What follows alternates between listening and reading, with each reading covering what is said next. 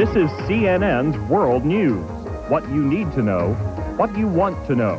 With Susan Rook in Atlanta and David French in Washington.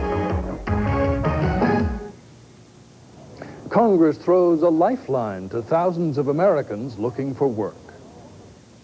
Thanks for joining us. The more than 1 million Americans receiving extended unemployment benefits and the tens of thousands facing the same fate got good news today. By overwhelming margins, the House and Senate are giving 13 more weeks of jobless benefits on top of the extensions granted last fall. President Bush fought such legislation last year. This time, he doesn't. The new 13 weeks of benefits will cost $2.7 billion. Without it, 600,000 jobless would use up benefits by the end of the month. The unemployed need it. The state of the economy demands it. And the Congress strongly supports it, and the President supports it, and he will sign it. By acting now, we're ensuring that there will be no gap in these benefits, and therefore no gap in the ability of the unemployed to survive. Federal Reserve Board Chairman Alan Greenspan was contemplating the survival of the economy before the House Banking Committee. Greenspan thinks the December cut to 3.5% in the rate banks pay for getting loan money, the discount rate, will put the economy into a sustained recovery. But he didn't rule out even more slashes in interest rates. But assessing the economic outlook at the present time is extraordinarily difficult. We are, of course, continuing to evaluate whether some additional insurance in the way of further monetary ease would be appropriate.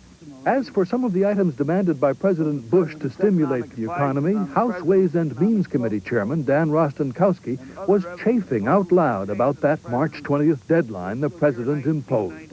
That didn't mean the White House was easing off. The president's program to accelerate the economy, provide jobs, and improve the climate for long-term growth is accomplished while maintaining the fiscal restraint of pay-as-you-go. Rostenkowski disagrees, saying the president's proposals will increase the federal deficit $24 billion in the next 5 years. But Chairman Rostenkowski says his committee will work through next week's recess to deliver what he calls a good faith effort. President Bush took his plan for economic recovery before a friendly audience in Florida today. The president addressed the National Grocers Association, again maintaining his proposals would breathe new life into a stale economy. He urged the grocers to lobby congressional members, saying his plan can pull the country out of the recession. Day by day and step by step, we're going to get ourselves moving. And we'll do it as Americans always have. We'll combine our common sense, our work ethic, and our determination with pro-growth policies. And with these, we'll carry the entire world into the next American century. You can bet on it. The president also says he's not angry with Colorado Governor Roy Romer. Yesterday, you'll recall Romer upstaged Bush at the White House by criticizing the president's economic plan. Today, the president said this is no time for political carping.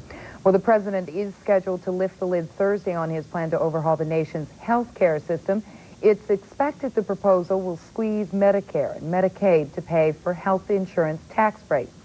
Critics are already lining up against the plan. CNN's Jeff Levine reports.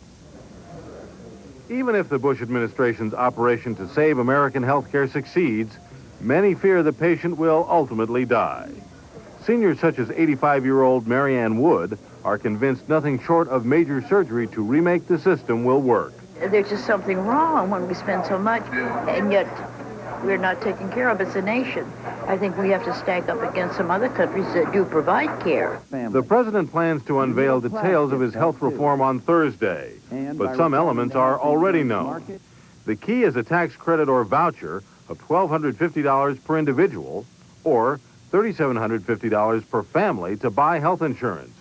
Reducing the $210 billion Medicare and Medicaid programs could offset the cost. But critics dispute the idea that there is that much fat in the programs taking care of the old and the sick. Medicare and Medicaid pay considerably lower than insurance companies for health care. And what George Bush is going to do is widen that disparity. And what that means is that seniors and the disabled are going to have a tough time finding a doctor or a hospital who's willing to treat them. In theory, losses from reduced Medicare and Medicaid programs would be balanced by increased revenues for hospitals and doctors by patients who are newly insured. I think it's tinkering and gimmickry. It's nothing substantial.